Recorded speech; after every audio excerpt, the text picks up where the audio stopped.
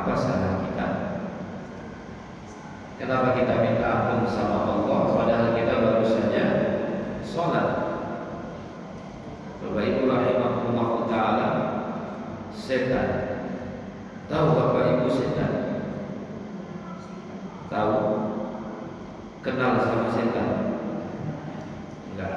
Tahu iya, kenal tidak. Master plan-nya menggoda manusia cuma dua.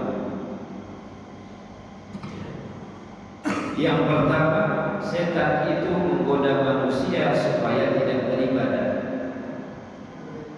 Nah, sehingga yang tidak mengerjakan ibadah berdosanya. Yang kedua, ketika setan tidak bisa menggoda manusia tidak beribadah, setan mempersilahkan manusia beribadah dan manusia itu pun beribadah. Lalu setan menanamkan rasa ujub, rasa bangga di dalam hatinya orang yang beribadah. Na'udzubillah. Hati-hati. Jadi selama kita masih hidup ini, kita baru dikatakan aman. Zona aman kita nanti, insya Allah, fi jannatin na'im, di dalam surga-surga yang penuh kenikmatan. Bagaimana bisa ini orang dikatakan mulia sementara dia menunda-nunda, meremeh-remehkan taubat? Jadi Bapak Ibu rahimahullah ta'ala, perbanyak taubat. Karena manusia cuma terbagi menjadi dua ketika menghadap Allah. Ada manusia yang berdosa, ada manusia yang bertaubat. Kemudian yang kedua, ciri orang yang hina disebabkan dia melupakan kematian. Wa tarkur ridha bil kafaf, tidak ridho dengan keadaan. Tidak ridho dengan keadaan. Banyak orang sabar, tapi sedikit orang yang ridho. Ya. Dan kita harus tahu dulu apa itu ridho. Ridho ini secara bahasa artinya cukup dan puas. Ada orang cukup tapi belum puas. Ada orang puas tapi belum cukup. Ketika bagi-bagi bantuan, macam itu orang yang menerima bantuan tadi. Kalau ini orang ridho, pasti dia tidak menerima apa yang sudah dia terima. Kalaupun dia terima, dia salurkan ke yang belum menerima. Kayak gitu.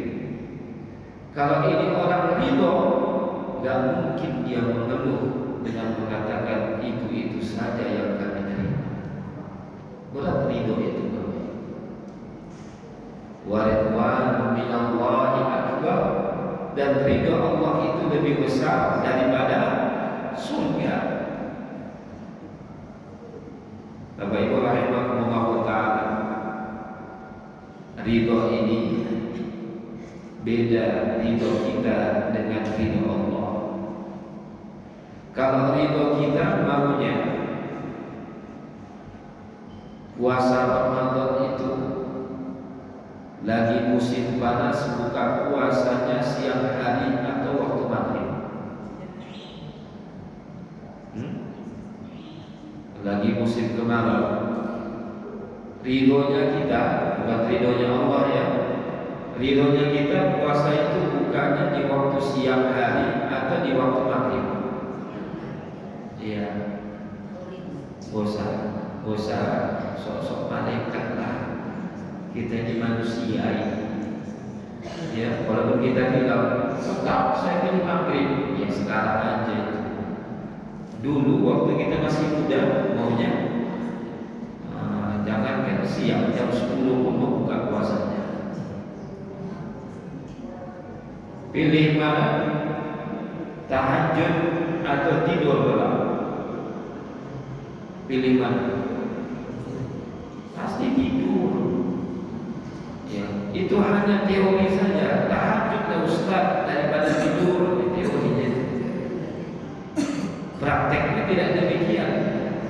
Pilih mana, doanya diijabah Allah atau tidak dikabulkan Allah. Pasti pengen doa kita dikabulkan Allah. Itulah yang terjadi pada seorang ulama antara Sufyan bin Uyainah dan Sufyan Ats-Tsauri rahimahullah taala. Ketika dia dikasih pilihan, pilih mana, sholat atau masuk surga, maka dia lebih memilih sholat. Kenapa dia memilih sholat? Dia mengatakan karena surga itu ridho, sholat itu ridho Allah. Surga itu mau kita. Siapa sih yang gak mau masuk surga? Bukan hanya orang yang taat pengen masuk surga, ahli maksiat sekalipun, dia gembongnya, dia dedekotnya, dia pentolannya, pasti pengen masuk surga. Tapi giliran disuruh sholat, pula dia kerjakan. Jadi ridho itu berat. Sampai-sampai para ulama tazkiyatun nafs mengatakan terkait juga dengan ikhlas, barang siapa yang mengatakan dia ridho, maka dia belum ridho. Itu gimana ya maksudnya? Ridho Bapak Ibu, ridho itu. Jadi ridho itu nggak bisa diungkapkan dengan lisan, karena itu adalah amalan perbuatannya hati. Ini yang sebenarnya kalau kita punya kerabat, sanak famili, atau mungkin saudara kandung yang terkena dampak musibah itu, Bapak Ibu, dikasih tahu tentang ridho, jangan hanya sabar. Saya paling gak suka di media sosial itu bahasa mereka lebih sabar daripada kita, mereka lebih ridho daripada kita, gitu kan? Kesannya mereka gak butuh nasihat sabar dan ridho itu. Faktanya tidak demikian. Kawan-kawan kita yang terjun ke sana nyayang, ya, pakaian-pakaian yang tak bisa mereka pakai, mungkin karena memang bukan untuk jenisnya, dan juga mungkin karena tak muat ukurannya. Seharusnya kan bisa dikasih ke yang lain. Ini mereka campakkan begitu saja. Begitulah manusia tadi, ya. Kalau sudah diselamatkan Allah Subhanahu wa taala, lupa dia kepada siapa yang telah menyelamatkannya. Bapak Ibu rahimahullah taala, ridho dengan keadaan. Dalam kitab Kasyafatul Khuluq, seorang abid, bukan dalam kitab itu, tapi kisah yang cukup masyhur di kalangannya para ulama. Seorang abid ahli ibadah lagi makan di warung, lagi makan, tiba-tiba ada tetangga datang. Tetanggaku, anakmu mati dibunuh orang. Dia berhenti makan, terus dia ucapkan inna lillahi wa inna ilaihi raji'un. Lanjut lagi makan. Tetangga yang ngabarin tadi dia pulang, ditunggu-tunggu gak datang ini orang, dia balik lagi ke tetangga. Tetangga, anakmu mati dibunuh orang. Ternyata dia lagi makan dulu. Masih makan, terus dia berhenti sejenak, inna lillahi wa inna ilaihi raji'un. Sampai 3 kali, akhirnya tetangga yang masih tahu tadi bilang ini orang sudah seteres.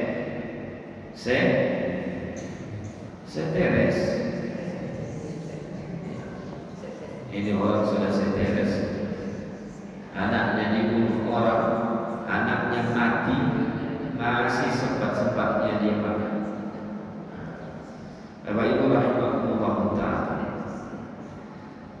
Setelah itu terjadi, setelah itu berlalu, ditanyakanlah kepadanya, kenapa kau masih lanjut makan?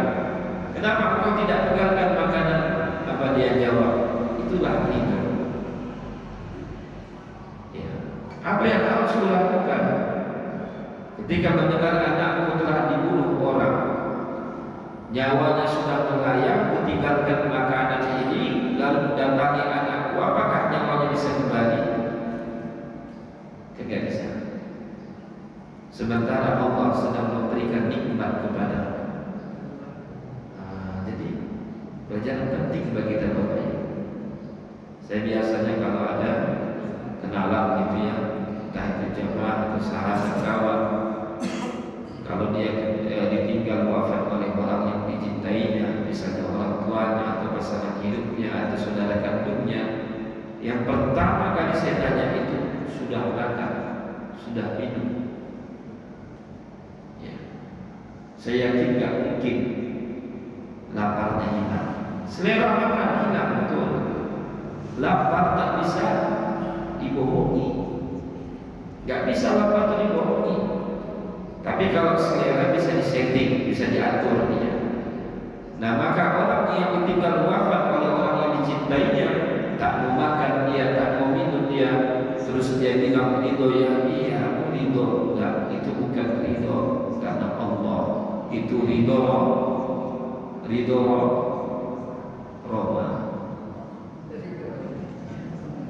Ridho Roma itu ridhonya manusia gitu.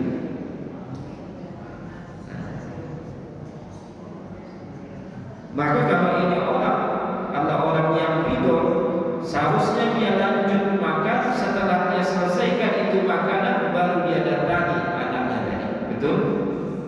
Betul nggak Bapak Ibu? Setuju? Jangan bayar dulu. Ya. Dia kan lagi makan di warung ini ceritanya.